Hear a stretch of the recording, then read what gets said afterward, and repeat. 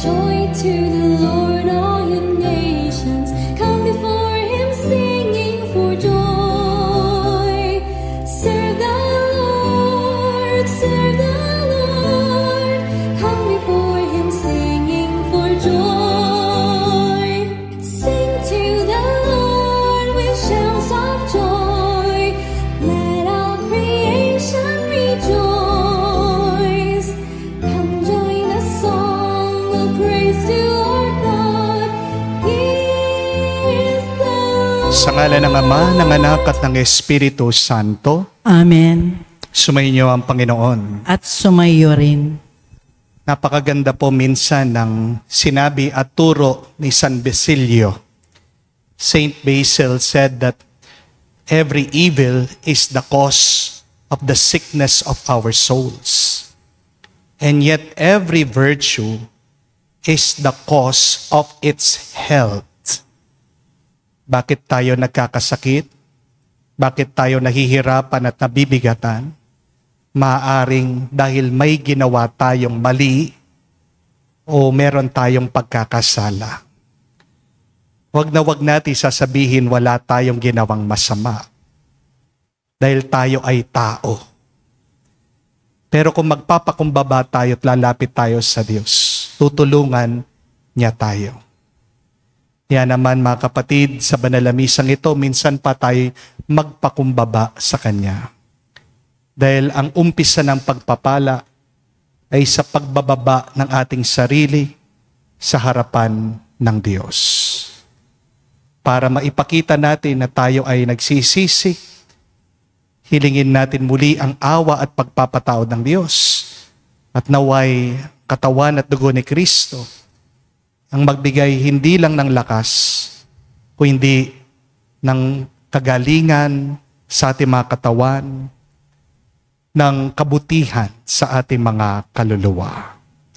Inaamin ko sa makapangyarihang Diyos at sa inyo mga kapatid, na lubha akong nagkasala sa isip, sa salita, sa gawa at sa aking pagkukulang. Kaya isinasamo ko sa mahal na Birheng Maria, sa lahat ng mga anghel at mga banal, at sa inyo mga kapatid, na ako'y ipanalangin sa Panginoong ating Diyos. Kaawaan tayo na makapangyarihang Diyos, patawarin tayo sa ating mga kasalanan, at patnubayan tayo sa buhay na walang hanggan. Amen. Panginoon, kaawaan mo kami. Panginoon, kaawaan mo kami. Kristo, kaawaan mo kami. Kristo, kaawaan mo kami. Panginoon, kaawaan mo kami. Panginoon, kaawaan mo kami. Manalangin tayo. Ama naming makapangyarihan, kami yung mga kinupkop ay niloob mong maging mga anak sa liwanag mong kaloob. Huwag mo ipaintulot na sa katiwalian kami ay masangkot. Panatilihin mo kaming nagliliwanag sa iyong katapatang lubos na sumisikat. Sa pamagitan ni Jesucristo kasama ng Espiritu Santo, magpa sa walang hanggan. Amen.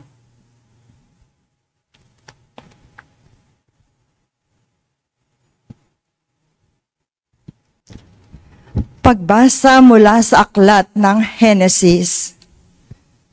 Si Abraham ay 100 taon nang ipanganak si Isaac. Lumaki si Isaac at nang ito'y awatin, naghanda ng malaki si Abraham.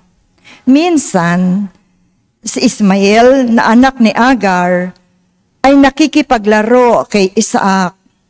Nang makita ito ni Sarah, sinabi kay Abraham, "Palayasin mong mag-inang yan, ang anak ng ating alipin ay huwag mong pamamanahan.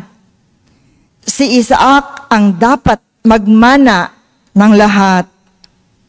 Labis itong ikinalungkot ni Abraham sapagkat anak din niya si Ismael. Ngunit sinabi ng Diyos kay Abraham, "Huwag kang mabahala tungkol sa mag-ina. Sundin mo na ang gusto ni Sarah, sapagkat kay Isaac magmumula ang lahing sinasabi ko sa iyo. Magkakaanak din ng marami ang anak mong yan kay Agar, at sila'y magiging isang bansa. Yamang anak mo rin si Ismael.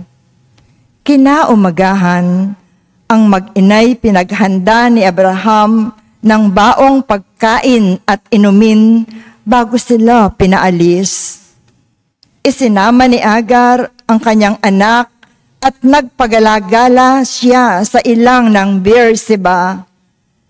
Nang maubos ang dalang tubig, iniwan niya ang kanyang anak sa ilalim ng punong kahoy at naupo ng may 100 metro mula sa kinaroroonan ng bata. Wika niya sa sarili, "Di ko matitiis na makitang mamatay ang aking anak."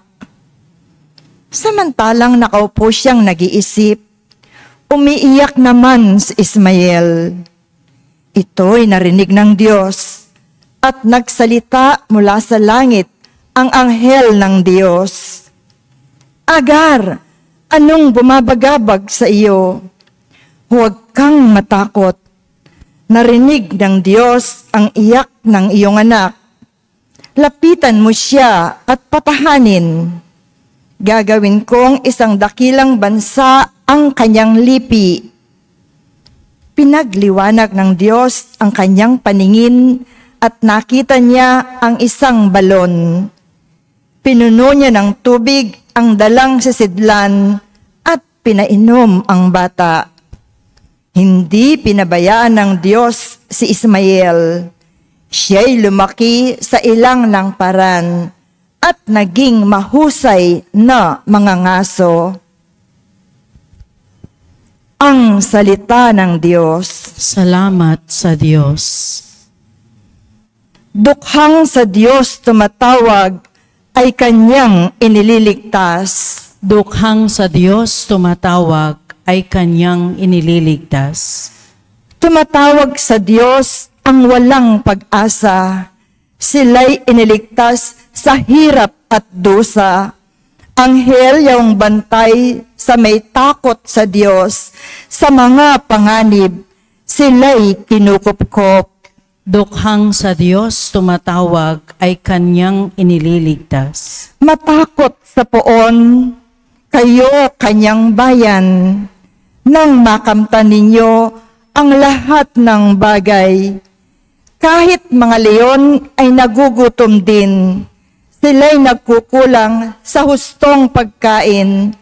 Ngunit ang sinuman ang poon susundin, sa anumang bagay hindi kukulangin. Dukhang sa Diyos tumatawag ay kanyang inililigtas. Lapit, ako'y dinggin mga kaibigan, at kayo ngayon aking tuturuan na ang Diyos ay dapat nating katakutan.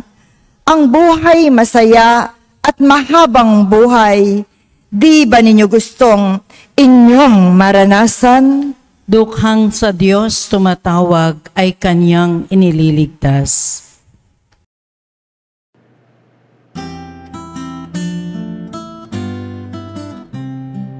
Alleluia, alleluia, alleluia, alleluia, alleluia,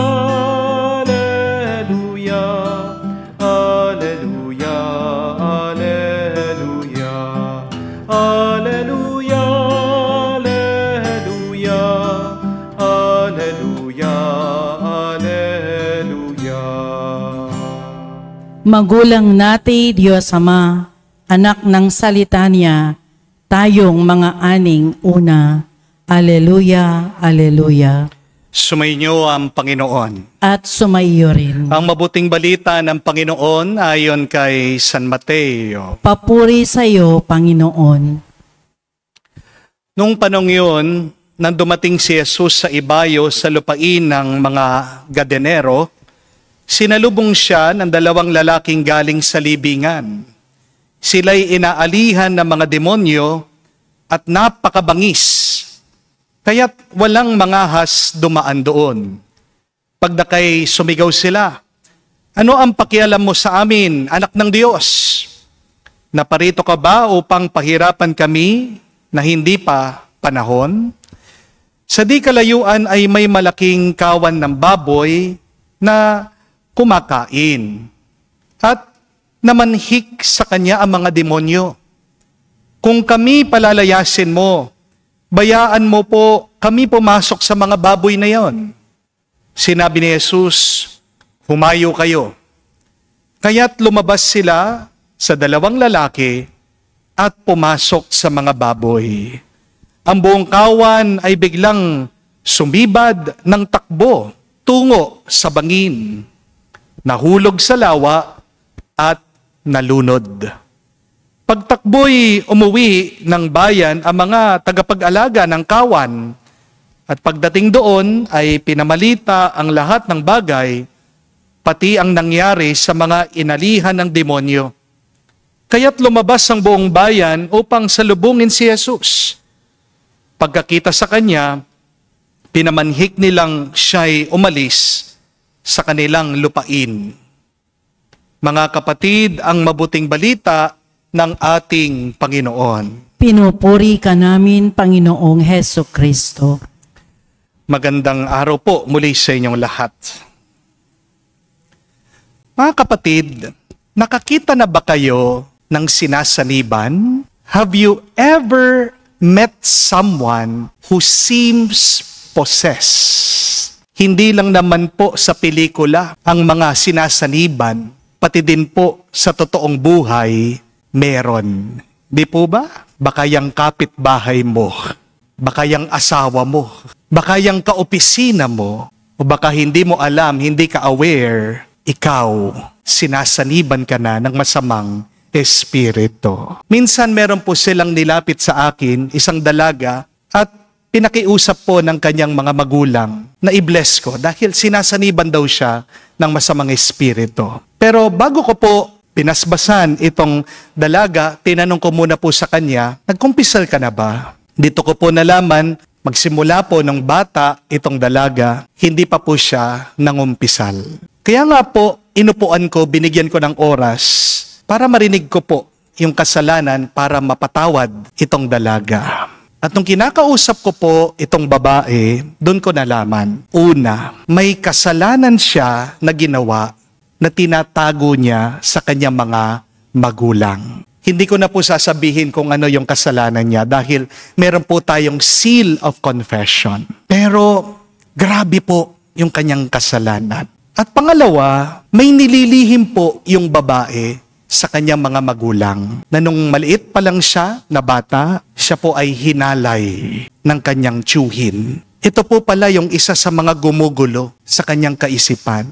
Hindi po niya masabi-sabi sa kanyang mga magulang. Ito pala yung nakakapossess sa kanya. Ang mga masasamang espiritu, unawain niyo po, hilig nilang nilalapitan yung mga taong sanay sa kasalanan, yung mga taong hindi nagsisisi sa kanilang pagkakamali. Gustong-gusto din po na nilalapitan ng mga demonyo ay yung mga taong may tinatagong sakit sa kanilang mga loob. Kaya mag-ingat po kayo, mga kapatid. Minsan hindi natin mamamalayan ito na tayo din ay inaalihan na ng napakaraming demonyo. Magandang itanong, ano ba ang sumasapi sa akin? Baka meron kang masamang espiritu ng galit, ng hinanakit, ng kataasan ng loob, ng inggit. Baka nawawalan ka ng pag-asa. Sa ating pong ebanghelyo, narinig natin ang kwento tungkol sa dalawang lalaking sinapian ng napakaraming masamang espiritu. Pagkatapos pa lang po ng eksena ng malakas na bagyo, dito po nangyari itong paglapit ng dalawang lalaki na inalihan ng maraming demonyo. Wala silang kontrol sa kanilang sarili. Sila daw po ay nakatira sa sementeryo at napakabangis nila.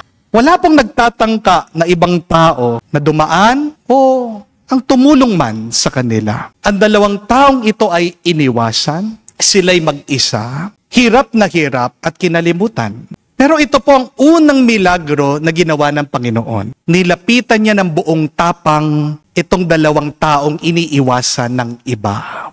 The first miracle that Jesus did was he became close to these two possessed persons so that Jesus could help them. At yan po ang mabuting balita. Hindi po hinihintay ni Jesus na maging okay itong dalawang taong ito. Hindi sinabi ng ating Panginoon na bumalik na lang kayo pag malinis na kayo. Bumalik na lang kayo sa akin pag maayos na kayo, ha? Hindi. Kung ano yung madumi, magulo na kalagayan nila, yan po ang hinarapan ng ating Panginoon. Kahit na kagaling-galing pa lang niya sa bagyo, binigyan niya ng oras at panahon itong dalawang taong nahihirapan at pinalaya niya itong dalawang tao na napakagulo ng kanilang mga kaluluwa. Para sa ating Panginoon, ang mga nawawala at nagwawala ay mahalaga at kamahal-mahal pa rin. Kaya tandaan niyo po yan mga kapatid. Kahit na sobrang gulo ng buhay mo, nakikita pa rin yan ng Diyos. Hindi niya hahayaan na manatili ka sa iyong lungkot, sa iyong paghihirap. Mahalaga ka pa rin sa Panginoon. Remember that Jesus sees beyond the mess of your life, beyond the chaos of your experience. Para sa mga taong bayan, nakakatakot itong mga sinaniban. Pero para kay Jesus, sila'y mga anak pa rin ng Diyos.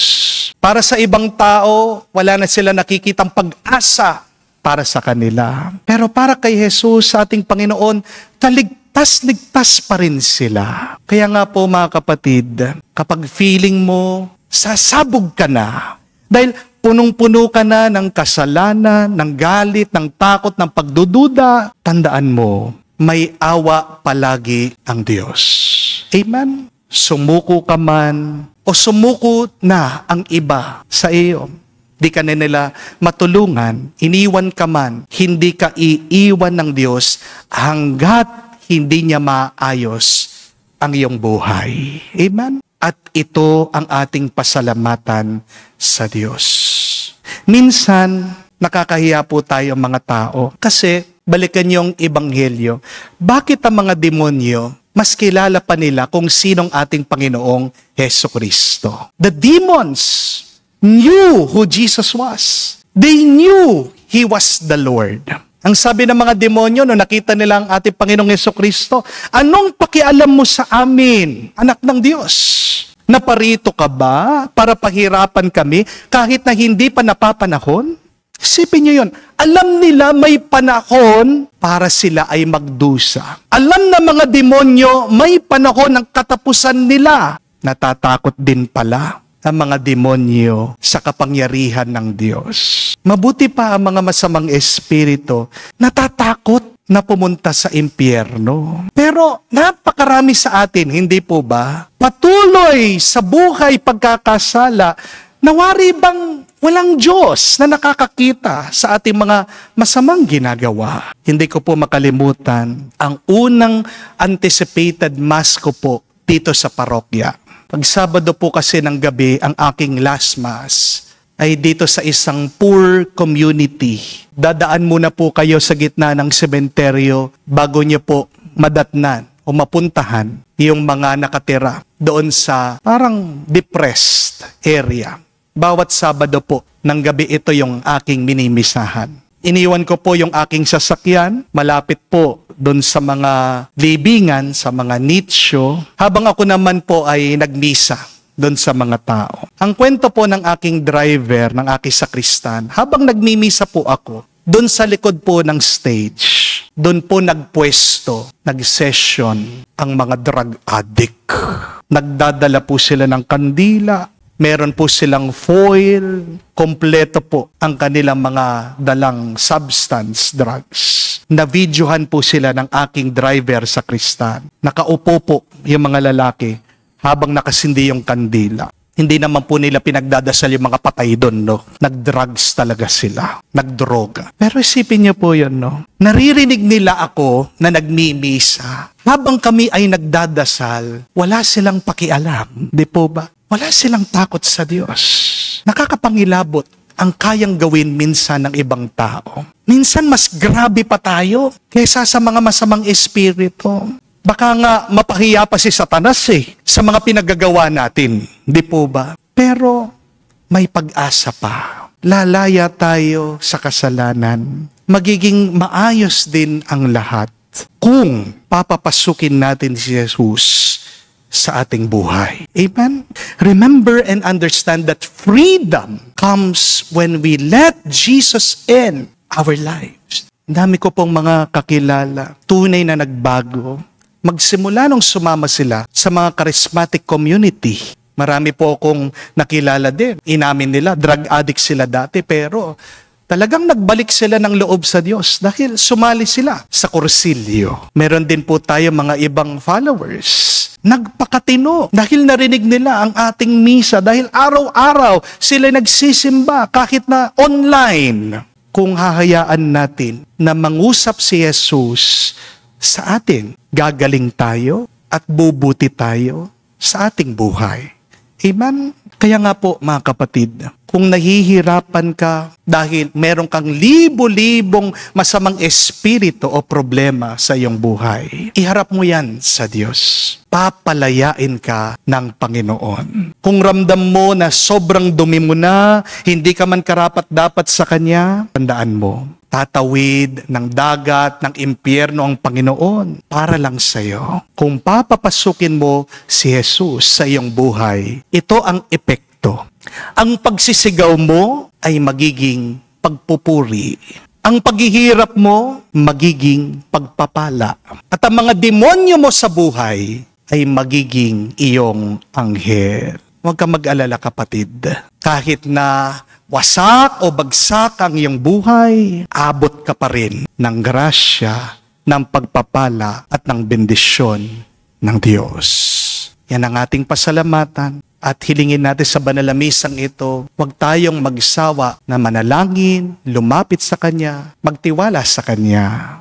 Amen. Tumayo po tayo. Sa pamagitan ng Ebanghelyo, nagsasalita si Kristo na may walang hanggang kapangyarihan at kumikilos na may kapangyarihang nagpapagaling. Sa pamagitan niya, manalangin tayo na may pananalig. Ating sabihin, Panginoon, dinggin mo kami. Panginoon, dinggin mo kami.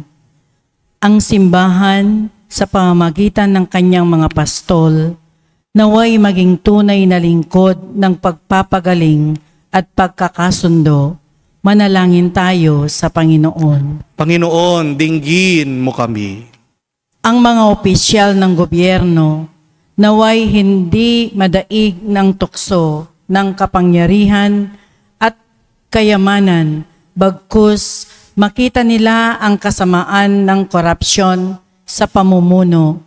Manalangin tayo sa Panginoon. Panginoon, dinggin mo kami. Ang maruming espiritu na nagkalat sa ating lipunan, naway mabuwag ng kalinisan at paggalang sa dangal ng tao. Manalangin tayo sa Panginoon. Panginoon, dinggin mo kami. Sa katahimikan po ng ating puso, sabihin natin, buksan natin sa Diyos ang ating mga personal na pangangailangan. Makapangyarihang Ama, dinadala namin sa iyo ang aming mga pangangailangan, ang may pananalig na nagdarasal kami sa iyo, tulong upang makalaya kami sa impluwensya ng kasamaan. Hinihiling namin to sa pamagitan ni Kristo, aming Panginoon. Amen.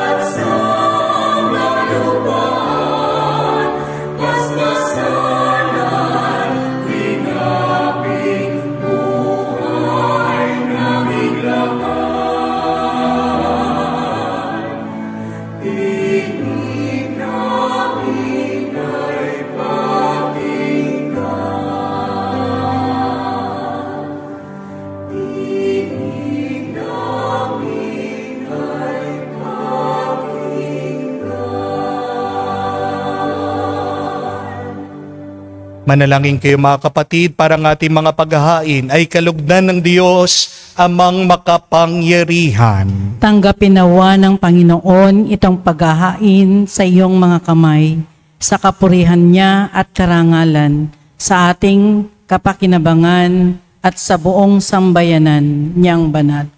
Ama naming lumikha, kami iyong pinagpagindapat gumanap sa pagdiriwang ng paghahain na iyong pagliligtas.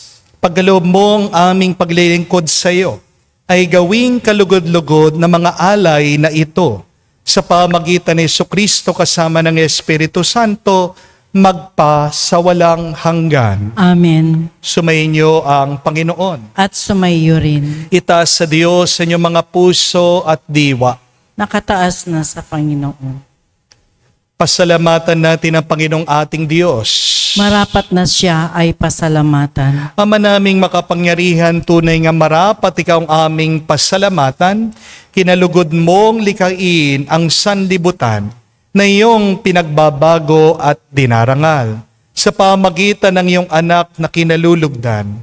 Kaya't utang na loob ng iyong mga tinatangi at ang mga banal na kapiling mo lagi ay iyong paggiliw at pagkakandili. Kaya kaisa na manghel, nagsisiawit ng papuri sa iyo, nang walang humpay sa kalangitan, kami nagbubunyi sa iyong kadakilaan.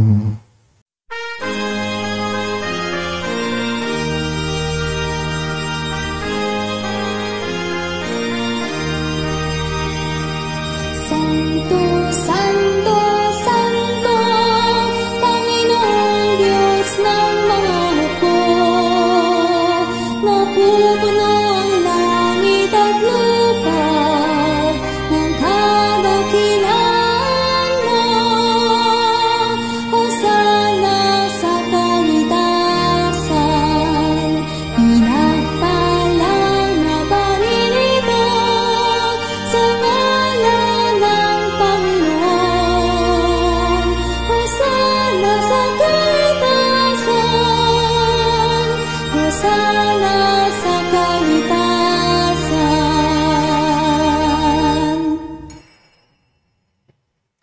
Ama naming banal, ikaw ang bukal ng tanang kabanalan. Kaya't sa pamagitan ng iyong Espiritu, gawin mong banal ang mga kaloob na ito, upang para sa amin, maging katawan at dugo ng aming Panginoong Jesucristo. Bago niya pinagtiis ang kusang loob na maging handog, hinawakan niya ang tinapay, pinasalamatan kanya, pinaghati-hati niya iyon, inabot sa kanya malagad at sinabi, tanggapin ninyong lahat ito at kanin. Ito ang aking katawan na ihahandog para sa inyo.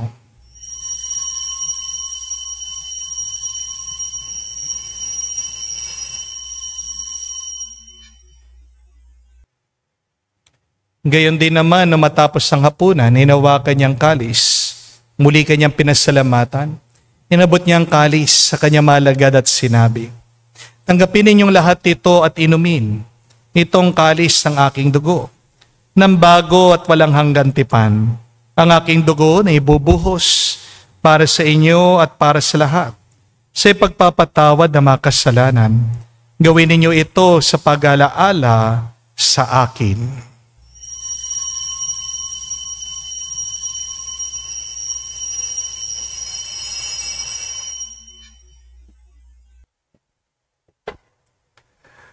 Ang misteryo ng pananampalataya.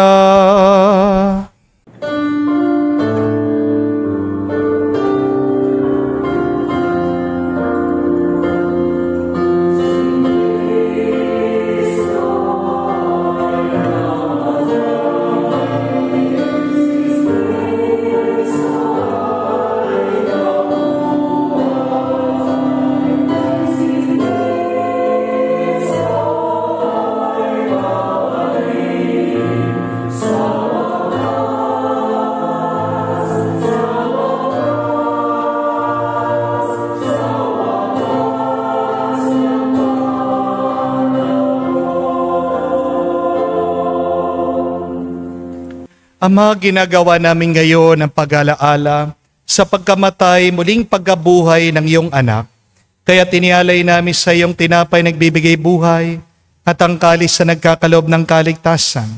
Kami nagpapasalamat dahil kami yung minarapat na tumayo sa harap mo para maglingkod sa iyo. Sinasamo namin kami magsalo-salo sa katawan at dugo ni Kristo ay mabuklod sa pagkakaisa sa pamamagitan ng Espiritu Santo. Amalingapin mong iyong simbahan, laganap sa buong daigdig. Puspusin mo kami sa pag-ibig.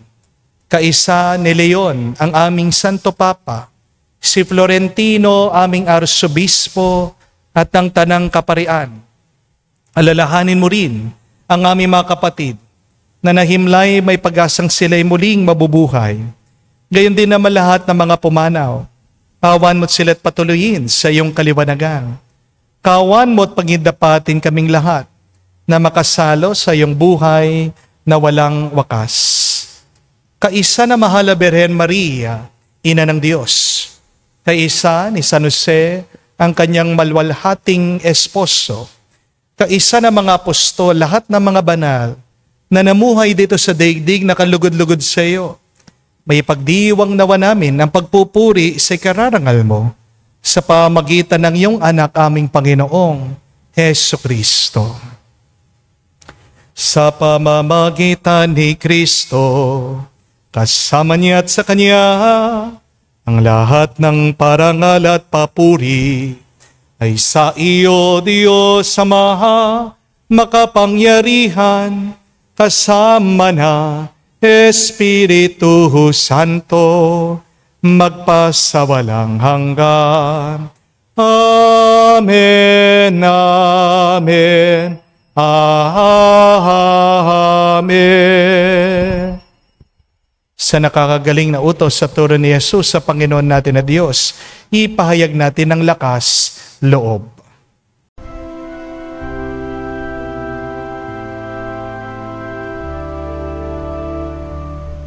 Ama namin, sumasalangit ka, sambahin ang ngalan mo, mapasa amin ang kaharian mo, sundin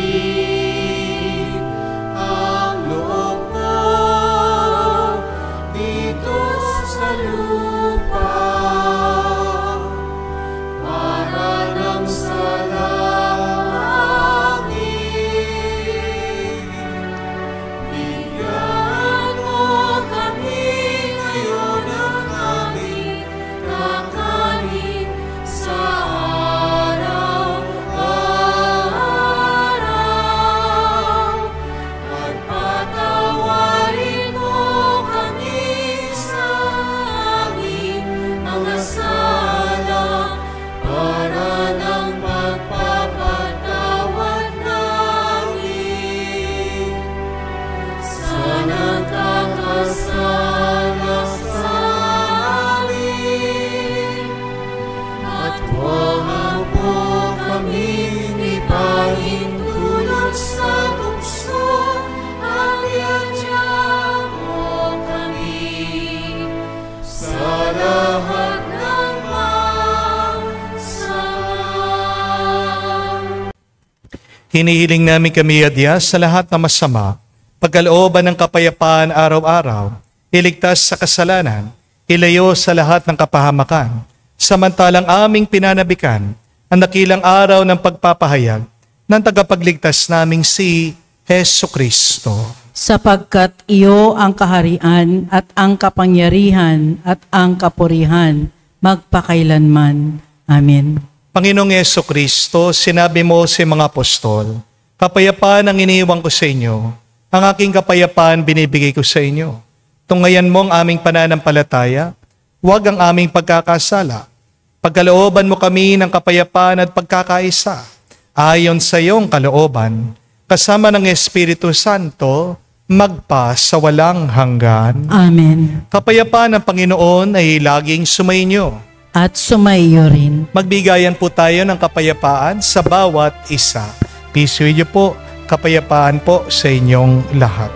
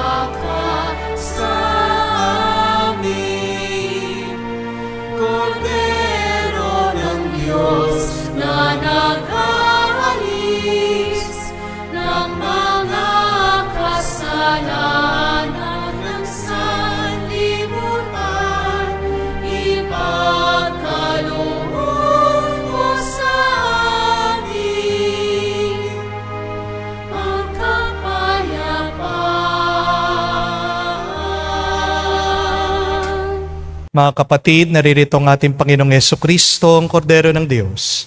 Siya nag-aalis sa mga kasalanan ng sanlibutan. Mapalad tayong lumalapit sa piging ng Kordero. Panginoon, hindi ako karapat-dapat na magpatuloy sa iyo, ngunit sa isang salita mo lamang ay gagaling na ako.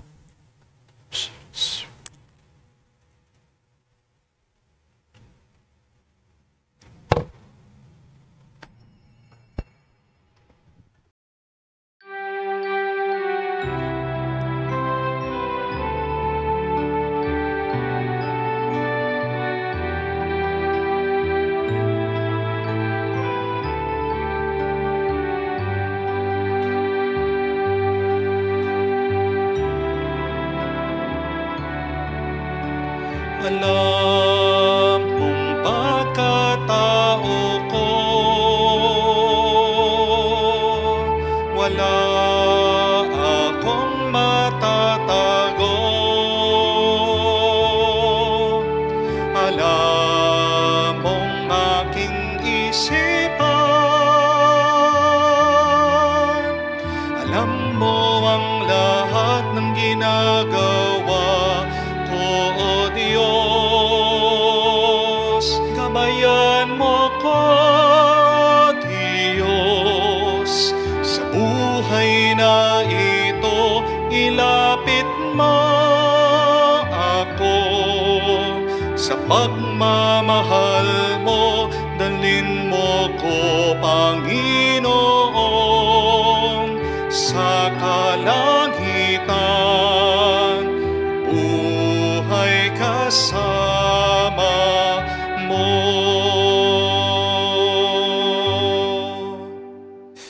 Manalangin tayo. Ama naming mapagmahal, buhayin nawa kami ng aming inihain at pinagsaluhan, upang kami pinagbuklod sa pag-ibig mo kailanman, at magkaroon ng bungang laging naming maialay. Sa pamagitan ni Jesucristo kasama ng Espiritu Santo, magpa sa walang hanggan. Amen. Ano ang nagpoposes sa iyo? Magandang pagnilayan, magandang pag-isipan. Ano ang masamang espiritu na gumugulo sa iyong isip at puso? Huwag kang matakot. Sabihin mo sa Diyos. Ang pinaka nakakatakot na yung pag nakaibigan natin ang demonyo at masamang espiritu sa ating buhay. Dahil ibig sabihin, mas gusto pa nating mabuhay sa dilim kesa sa mabuhay na kasama ang Diyos sa liwanag. Ang pinaka nakakatakot na eksena sa ating narinig sa Ebanghelyo ay hindi man yung dalawang taong inarihan na mga masamang espiritu, kung hindi yung mga ibang taong bayan na pinapaalis si Jesus. Ang ating Panginoon na ang tumulong, ang ating Panginoon pang pinapaalis nila. There is no blessing without God. Amen? There is no grace without Jesus. There is no life without the Lord. Kaya magandang dasal po sa araw na ito ay yung dasal ni Padre Pio. Say, stay with me, Lord. Stay with me, Lord. Ano man ang paghihirap mo, ano man gumugulo sa iyong isip at puso, paulit-ulit na sabihin mo, manatili ka, Panginoon, sa buhay ko. At makikita mo, lalaya ka sa anumang mga pagsubok o anumang mga masamang espiritu na nagpapahirap sa iyo. Sumainyo ang Panginoon. At sumaiyo rin. At kayo'y basbasan ng Diyos, makapangyarihan sa lahat, sa ngalan ng Ama, ng Anak, ng Espiritu Santo. Amen. Ang ating misa ay natapos na. Pumayo kayo sa kapayapaan ni Kristo. Salamat sa Diyos.